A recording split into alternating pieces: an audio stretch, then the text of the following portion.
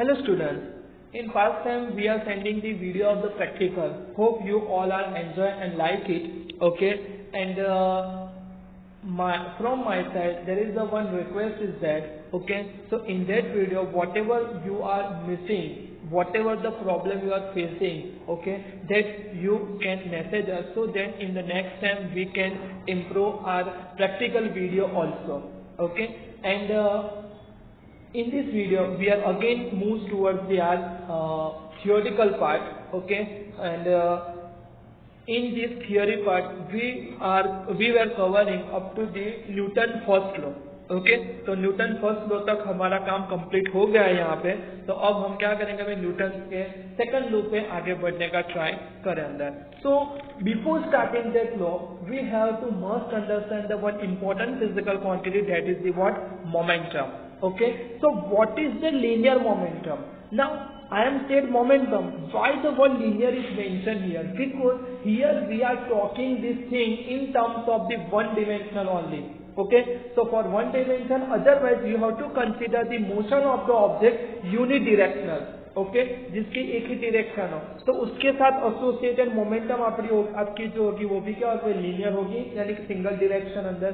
Clear? चल, now the product of the mass and velocity of the body is called the linear momentum. Okay, so यहाँ पे ये momentum actual में और कुछ नहीं, आपका कोई भी ऑब्जेक्ट है उसका कुछ ना कुछ क्या होगा भाई, मास होगा, और उसको आप जब मोशन में लाओगे अंदर, तो मोशन में उसकी क्या होगी, कोई ना कोई वेलोसिटी होगी अंदर। तो बस ये उसके मास को उसकी वेलोसिटी के साथ क्या कर दो भाई, प्रोडक्ट कर दो अंदर, तो आपको जो भी नए रिजल्टेंट क्वांटिटी मिलेगी, that is term as the what, linear momentum. And this linear momentum will be represented by the symbol small p. Okay, don't consider capital P. It is represented by the small p. So small p formula will be mv. Okay, and you have to remember this formula by using this code Mara Wahla. Mara no m and Wahla na v. Okay, so you can easily remember this formula P equal to mv. Okay, now this momentum quantity is ultimately a vector quantity and its direction is always in the directions of the velocity. यानी कि जो भी object आपका जो भी direction में motion कर रहा है, वो जो डायरेक्शन है वो ही आपके मोमेंटम की क्या बोली जाएगी, वो डायरेक्शन बोली जाएगी।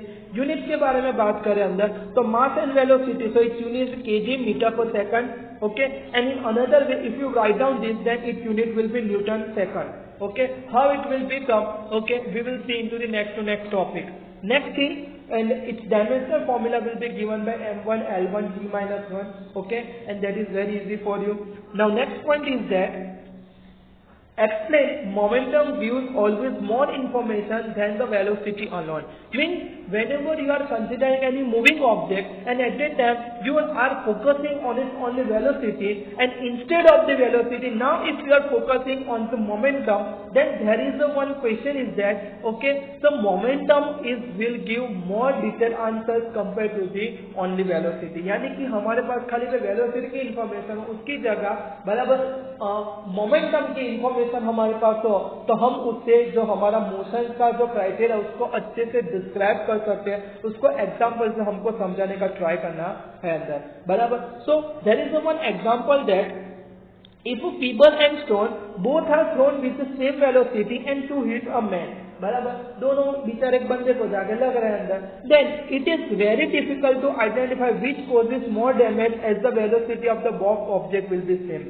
बराबर। अब आपको यहाँ पे लगेगा तो स्टोन से ज्यादा नहीं होगा अंदर, बराबर, पर अब ध्यान से देखो तो आप किस तरह से बोलना चाहते हो। मैं यहाँ पे केस बदल देता हूँ अंदर, बराबर। अगर ये दोनों चीज को बराबर मैं बुलेट की स्पीड से थ्रो करने के ट्राई करूँ अंदर, बराबर, तो शायद पीबल है ना बंदे का डेथ करने के लिए इनफ है, आर पार निकल जाएगी अंदर, बराबर। जबकि स्टोन से खाली उसकी हड्डी टूटेगी या कुछ और ऐसा नहीं होगा अंदर, समझ में आ रहा है, बराबर। तो देखो भाई दोनों की वेलोसिटी सेम थी, बुलेट की स्पीड पे हमने भेजा अंदर, बराबर, पर उस टाइम में स्टोन ने ज्यादा डैमेज नहीं किया, पर किसने डैमेज किया भाई, पीबल ने किया, आर पार निकल गई अंदर, समझ में आ रहा है। इसीलिए यहाँ पे चीज क्या है कि अगर दोनों चीज को एक साथ फेंका जा रहा है अंदर, बराबर, तो आपके दिमाग में ध्यान से आएगा तो आप खुद ही बोलोगे हाँ सर पीबल बहुत छोटा होता है, स्टोन थोड़ा बड़ा होता है। तो कोई चीज बड़ी हुई तो आपको ज्यादा लगेगी, वो कौन से बेस पे हुआ भाई, उसका मास भी अंदर इन्वॉल्व हुआ कि नहीं हुआ अंदर, समझ में आ रहा है अंदर? यानी कि कोई भी चीज आपको कितनी हीट से लगेगी कि नहीं लगेगी वो ओनली वेलोसिटी से हम एग्जैक्टली नहीं कह पाएंगे अंदर, बराबर। बट अगर हम उसकी जगह मोमेंटम की बात करें तो मोमेंटम में मास और वेलोसिटी दोनों का प्रोडक्ट है। तो सीधी सी बात है कि स्टोन के बारे में बात करें तो देखो वेलोसिटी तो दोनों की सेम है, तो स्टोन का मास अगर ज्यादा होगा तो हम बोल सकते हैं yes stone will be heated the person, okay. Stone जब पर्सन को हीट होगा तो उसको ज्यादा क्या होगी भाई इंजरी हो सकती है यहाँ पे अंदर, बराबर। इसीलिए यहाँ पे स्टेटमेंट है कि momentum will give more information than the velocity अंदर, okay. We can now know the force of the object on a turning, बराबर, but the change in momentum of the object actual में अभी तक हमने study किया ही नहीं अंदर, पर हम नेक्स्ट टॉपिक में डिस्कस करेंगे अंदर, बराबर। The velocity and mass individually are not enough to study the effect of the body on another when they are collide, यानी कि जब भी दोनों के बीच में कोलिजन होता है यानी कि टकराते हैं दोनों, तो ओनली वेलोसिटी या ओनली मास इनफ होते हैं, नहीं है, बराबर। दोनों का कॉम्बिनेशन से ही हम बोल सकते हैं कि देखो ये हुआ ना इसलिए इसकी इफेक्ट ज्यादा और इसकी इफेक्ट कम है अंदर, समझ में आ रहा है अंदर। उसका एक छोटा सा और एग्जांपल ले ले अंदर, एक ट्रक है और दूसरी भी ट्रक है, सेम टू सेम कंपनी के, सेम कुछ भी अंदर अलग नहीं है अंदर, बराबर। पर ये जो ट्रक है उसको लोडेड किया गया है 1000 kg के प्रोडक्ट से और दूसरी जो ट्रक है उसको लोडेड किया गया है अंदर 10,000 kg की प्रोडक्ट के अंदर, बराबर। दोनों सेम स्पीड से जा रही है अंदर, दोनों सेम स्पीड से जा रही है अंदर, बराबर। और दोनों एक चीज को टकराते हैं अंदर, एक जैसी कंडीशन में टकराते हैं अंदर, तो यहाँ पे आपको खुद ही मिल जाएगा आपका आंसर, बराबर, कि आपकी जो चीज है वो 1000 kg लोडेड जो कार से जितनी डैमेज होगी उससे कहीं ज्यादा इससे डैमेज होगी। क्यों? क्योंकि यहाँ पे दोनों की वेलोसिटी तो सेम थी पर इसका मास कम था जबकि इसका मास ज्यादा था, यानी कि मास इंटू वेलोसिटी इसकी ज्यादा हुई, यानी कि मोमेंटम ज्यादा हुई और इसकी मोमेंटम क्या हुई वे कम हुई अंदर, समझ में आ रहा है सबको इतना पार्ट। तो यहाँ से इंजरी ज्यादा हुई, तो इंजरी क्यों ज्यादा होगी भाई, उसकी हीट इतनी जोर से लगेगी, हीट लगेगी यानी कि अल्टीमेटली फोर्स लगेगा, यानी कि हम ऐसे कंक्लूजन पे यहाँ पे आ सकते हैं कि भाई यहाँ पे मोमेंटम का कुछ ना कुछ रिलेशन किसके साथ है भाई, फोर्स के साथ है अंदर, किसके साथ है, फोर्स के साथ है अंदर, बराबर। दूसरे का एग्जांपल यहाँ पे समझने का ट्राई किया, वो क्या किया गया कि let us assume a car and truck are stationary on a horizontal road, यानी कि दोनों खड़ी है, अब दोनों को हमको एक जैसी वेलोसिटी पे लाना है।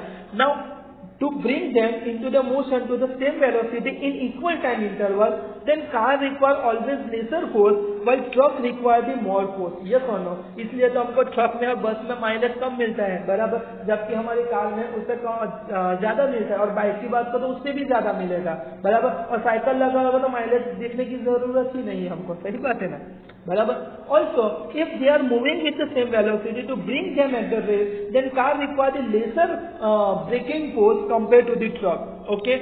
दोनों सेम टाइम में एक साथ खड़ी हो जाए अंदर, दोनों 40 की स्पीड से चल रही थी, दोनों को 0 स्पीड से लाना है सेम टाइम के अंदर, तो कार में ब्रेकिंग इम्पैक्ट आपको कम लगानी पड़ेगी, जबकि ट्रक में आपको क्या लगानी पड़ेगी, ज्यादा लगानी पड़ेगी कि नहीं लगा, बराबर। भले आप नहीं लगा रहे हो पर आप जो पैडल कवर है उसके अंदर की सिस्टम तो उतना फोर्स प्रोड्यूस करेंगे अंदर, बराबर। तो सीधी सी बात है यहाँ पे कि यहाँ पे भाई रोल कुछ टाइम का भी अंदर आ रहा है अंदर, कि दोनों को सेम टाइम में किया गया, दोनों की स्पीड सेम थी, फिर भी यहाँ पे हुआ क्या कि भाई एक में फोर्स की वैल्यू हमको ज्यादा लगानी पड़ी और दूसरे में कम लगानी पड़ी, बराबर। यानी कि यहाँ पे टाइम का भी कुछ ना कुछ क्या है भाई, लोचा है अंदर, बराबर। तो टाइम का लोचा समझने की बात करें तो सबसे पहले देख लिया कि भाई एफ का रिलेशन कोई ना कोई डेल्टा पी से, अगर मोमेंटम बढ़ानी है तो फोर्स बढ़ाना ही पड़ेगा अंदर, यानी कि आपको स्पीड बढ़ानी, और कम करनी है तो आपको फोर्स घटाना पड़ेगा, सीधी सी बात है अंदर, समझ में आ रहा है सबको इतना पर, बराबर। और टाइम के बारे में बात कर तो टाइम रिवर्स में आएगा,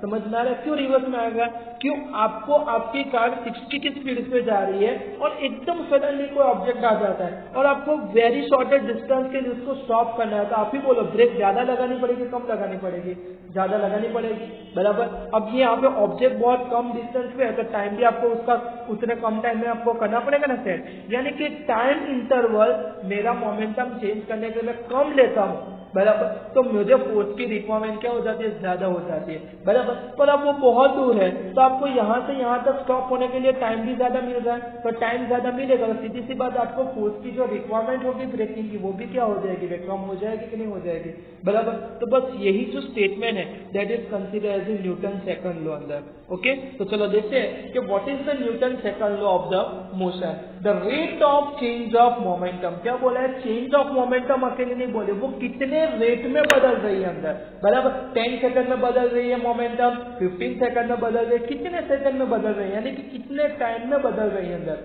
बराबर।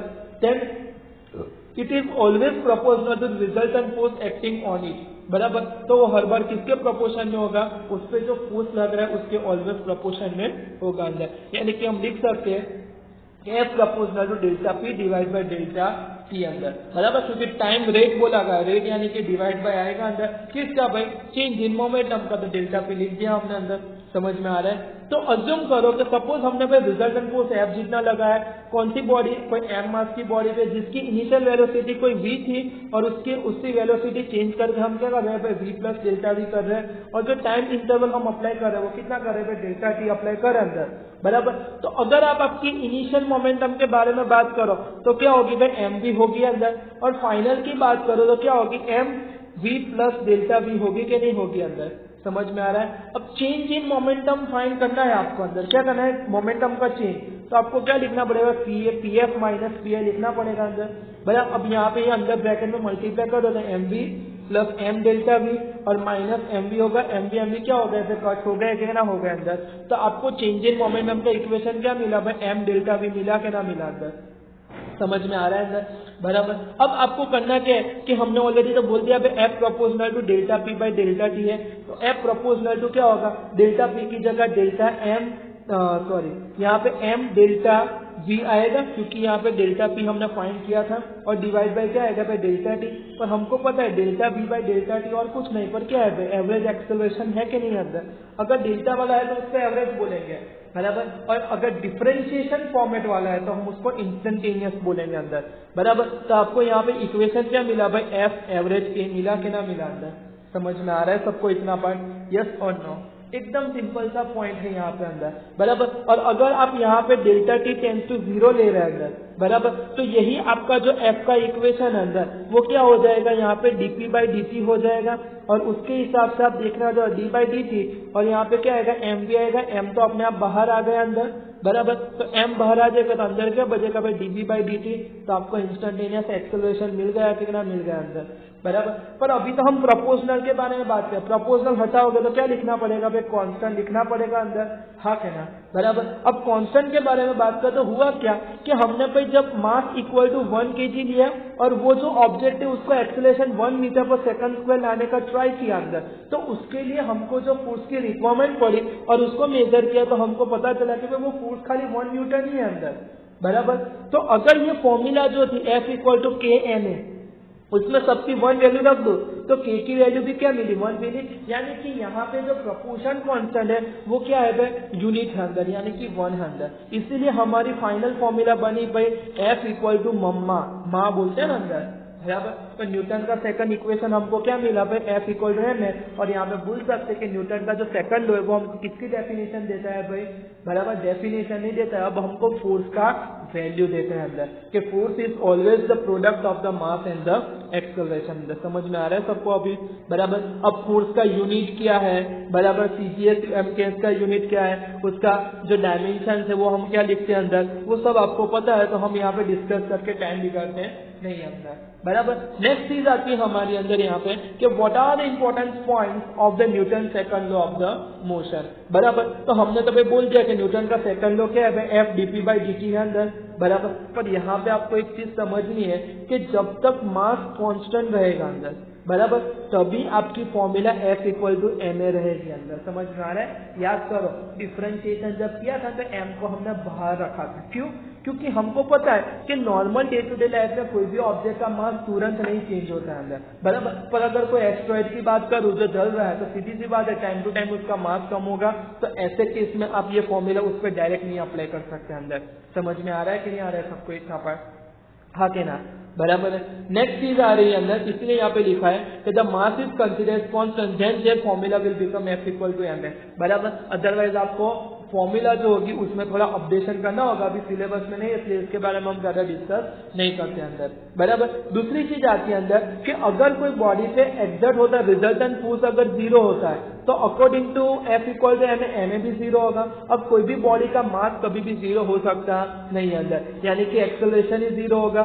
एक्सेलरेशन जीरो हुआ उसका मतलब दो हो सकता है, या तो आपकी बॉडी रेस्ट कंडीशन में रहेगी या तो आपकी बॉडी कांस्टेंट वेलोसिटी से मोशन करेगी अंदर, बराबर। और अगर ये चीज को हम फर्स्ट लॉ के साथ कंपेयर करें तो वो क्या होता है, मैच होता है। तो फर्स्ट लॉ यही तो बोलता था कि जब भी कोई बॉडी पे एक्सटर्नल फोर्स ना लग रहा, अगर वो एब्सेंट हो अंदर, बराबर, तो स्टेशनरी बॉडी स्टेशनरी रहेगी और जो वेलोसिटी करता ऑब्जेक्ट है वो अपनी जो वेलोसिटी वो कांस्टेंट क्या रखेगा, मेंटेन रखेगा अंदर। समझ में आ रहा है कि नहीं आ रहा है सबको इतना पार्ट, बराबर। थर्ड पॉइंट कंपोनेंट के बारे में बात किया, हमको पता है रिएक्ट सही है, बराबर। तो आपको एफएक्स फाइंड करना है तो यहाँ पे एक्सेलरेशन का भी कौन सा लेना पड़ेगा, एक्स। हमने ऑलरेडी फोर्थ चैप्टर में ऐसे क्वेश्चन कर चुके हैं, इसलिए यहाँ पे ज्यादा डिस्कस करने की रिक्वायरमेंट नहीं है अंदर, बराबर। दूसरा है कि यहाँ पे जो equation F equal dp/dt equal to M apply to the pointless object where F is the resultant force acting on the particle and is the acceleration produced. यानी कि यहाँ पे एफ और जो ए और एम है सब ऑब्जेक्ट का ही है अंदर, बराबर।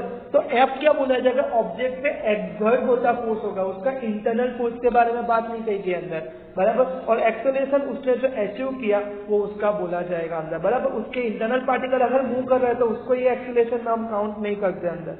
क्लियर हो गया यहाँ पे सबको इतना बात।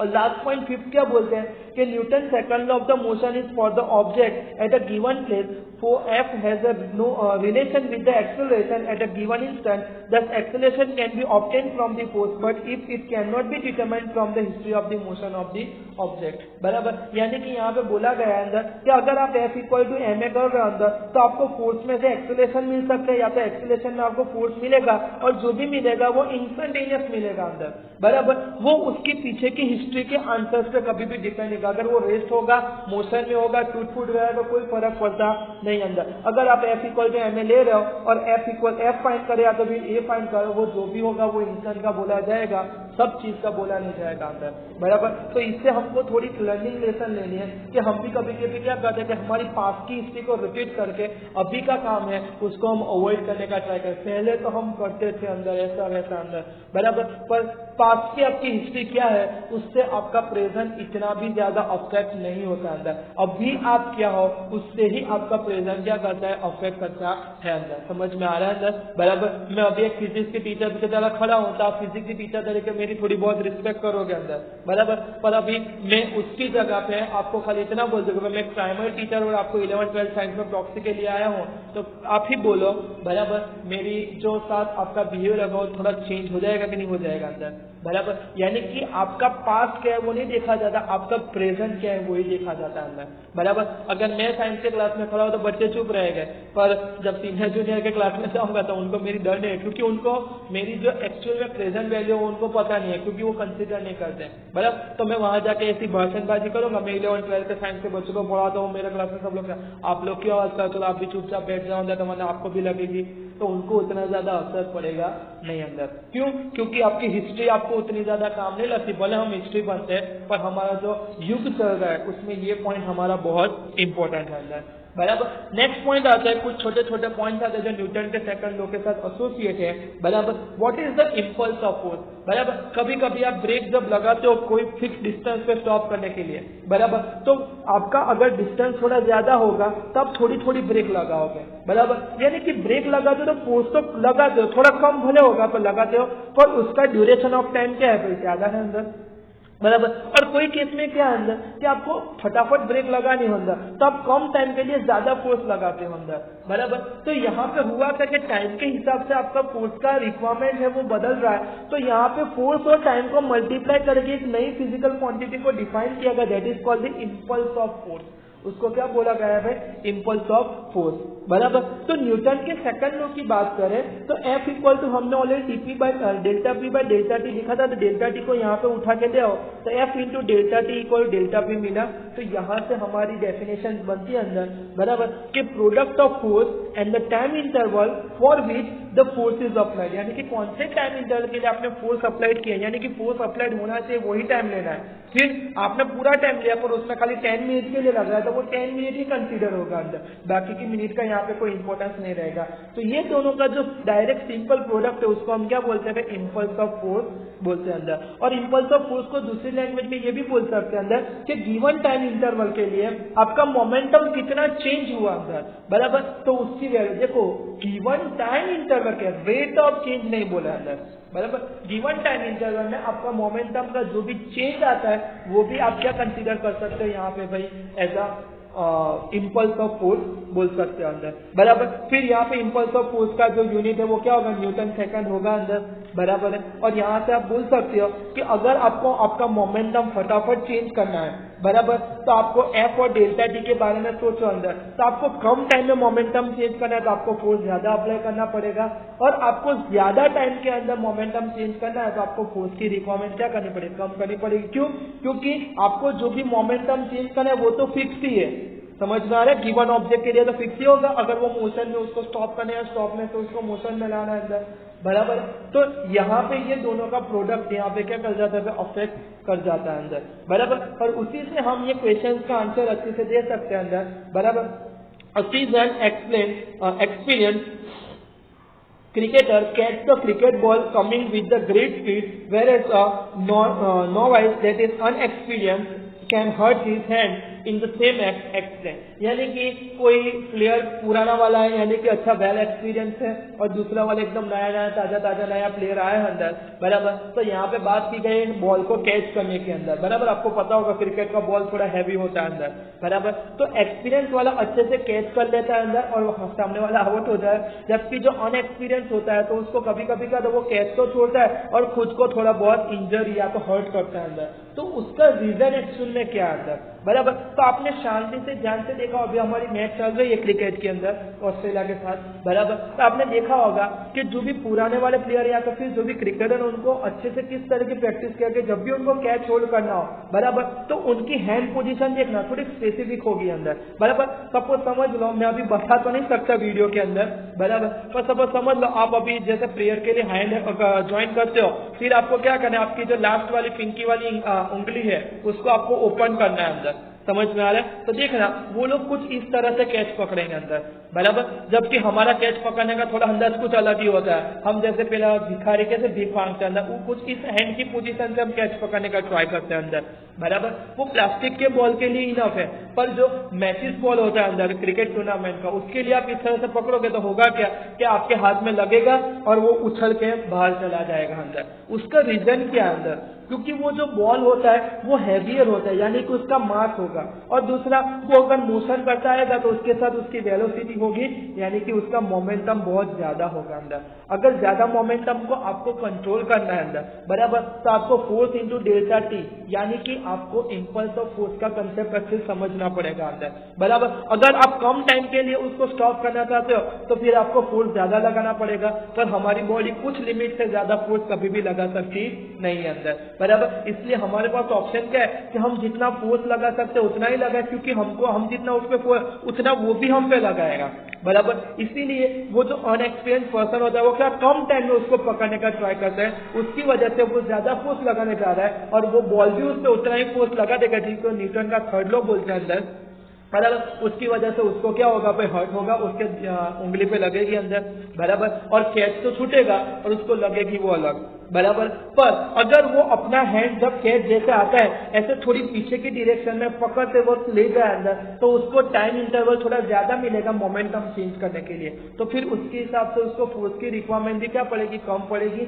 तो वो अच्छे से कैच अपने हाथ में क्या कर सकता है, पकड़ सकता है अंदर, बराबर। इसलिए आप देख लो कि अभी टेस्ट मैच जो अभी रिसेंट चल रही है उसमें क्या हो रहा है कि बहुत सारे कैच छूट रहे हैं, क्योंकि मोस्ट ऑफ प्लेयर क्या है नए नए हैं अंदर, भले उन्होंने मैच बहुत सारे खेली होगी अंदर, फिर भी वो इंटरनेशनल मैच के लिए नए हैं, तो उसके स्टैंडर्ड के हिसाब से वो लोग परफेक्टली रेडी है, उससे उनसे ज्यादा कैच छूट जाते हैं अंदर, बराबर। जबकि जो एक्सपीरियंस प्लेयर होगा वो बहुत अच्छे से कैच कर सकता है अंदर, समझ में आ गया कि ना आ गया सबको अंदर, बराबर।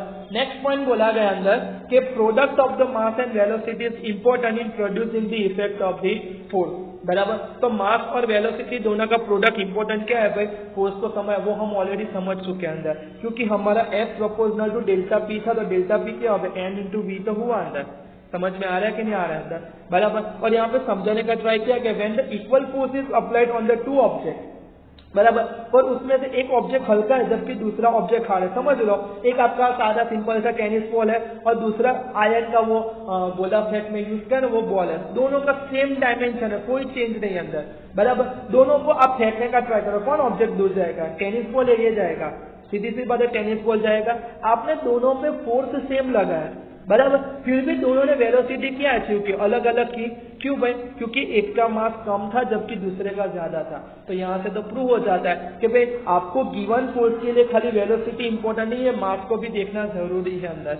समझ में आ गया कि ना आ गया अंदर, बराबर। Hand the different mass attain the equal momentum in equal interval. और दूसरी बात है अंदर कि अगर आप भले अपने खुद फोर्स से फाइंड, अब दोनों केस में आप फोर्स तो सेम ही लगा, सपोज हम लोग 100 न्यूटन लगा रहे हो अंदर, बराबर, तो जो हल्का वाला होगा वो ज्यादा वेलोसिटी अचीव करेगा, पर जो भारे वाला है अंदर, जो वेटेड वाला वो कम वेलोसिटी अचीव करेगा। पर आप क्या करो कि उनके मास को उनकी वेलोसिटी से आप मल्टीप्लाई करो और दूसरे वाले केस में भी सेम चीज करो, तो दोनों में ये आंसर आपको सेम मिलेगा अंदर। क्या मिलेगा, सेम मिलेगा, यानी कि दोनों के केस में आपको मोमेंटम ज्यादा मिलेगी। क्यों, क्योंकि एक केस में भले मास कम था पर उसकी वेलोसिटी ज्यादा हुई अंदर, बराबर, यानी कि m भले कम था पर v ज्यादा होकर प्रोडक्ट को अच्छा बैलेंस कर लेगा।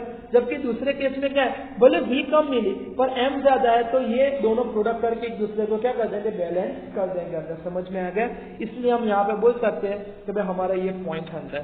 दूसरी चीज बोली गई अंदर कि momentum and change in the momentum are not always in the same direction. तो मैं आपको थियोरेटिकली खाली समझा देता हूं अंदर कि अगर आप आपकी मोमेंटम को इंक्रीज कर रहे हो अंदर, बराबर, तो वो केस की बात नहीं कर रहे, पर अगर आप फोर्स लगा दे आपकी मोमेंटम की जो वैल्यूज को डिक्रीज कर रहे हो, तो आप यहाँ पे बोल सकते हो कि आपकी मोमेंटम तो ये है, जैसे ब्रेक अप्लाई कर, आपकी मोमेंटम एक्चुअली ये डायरेक्शन में है, बराबर, पर आपका चेंज इन मोमेंटम, बराबर, वो अपोजिट डायरेक्शन में। क्यों, क्योंकि आप यहाँ पे जो एक्सटर्नल फोर्स लगा रहे हो वो अपोजिट डायरेक्शन में लगा रहे हो मोशन के अंदर। समझ में आ रहा है। और दूसरा केस है सर्कुलर मोशन का। अब यहाँ पे कोई भी ऑब्जेक्ट को सर्कल में मोशन का, तो आपको सेंटर से फोर्स अप्लाई करता रहना पड़ेगा, जबकि वेलोसिटी तो क्या है, परपेंडिकुलर। तो सीधी सी बात है कि यहाँ पे फोर्स की डायरेक्शन और वेलोसिटी की डायरेक्शन परपेंडिकुलर है। वेलोसिटी यानी कि मोमेंटम की डायरेक्शन और फोर्स की डायरेक्शन यानी कि चेंज इन मोमेंटम की डायरेक्शन अंदर, हाँ के ना, क्योंकि F proportional to delta P लिखा था ना अंदर, तो ये दोनों एक दूसरे को परपेंडिकुलर हो गए। तो यहाँ पे भी केस बनता है कि नहीं बनता है कि भाई दोनों कभी भी सेम डायरेक्शन में होंगे नहीं अंदर। समझ में आ गया कि ना आ गया अंदर। बस आपको इस तरह से इसको क्या करना है, एक्सप्लेन करना है। तो हमने ये वीडियो में फाइनली ये समझने का ट्राई किया कि भाई न्यूटन का सेकंड लॉ क्या है, what is the importance of momentum in the Newton second law. Okay, next video जो होगा उसमें हम थर्ड लॉ के बारे में डिस्कस करके फिर एग्जाम्पल जो भी होंगे उसके बारे में डिस्कस करेंगे अंदर। Okay, thank you.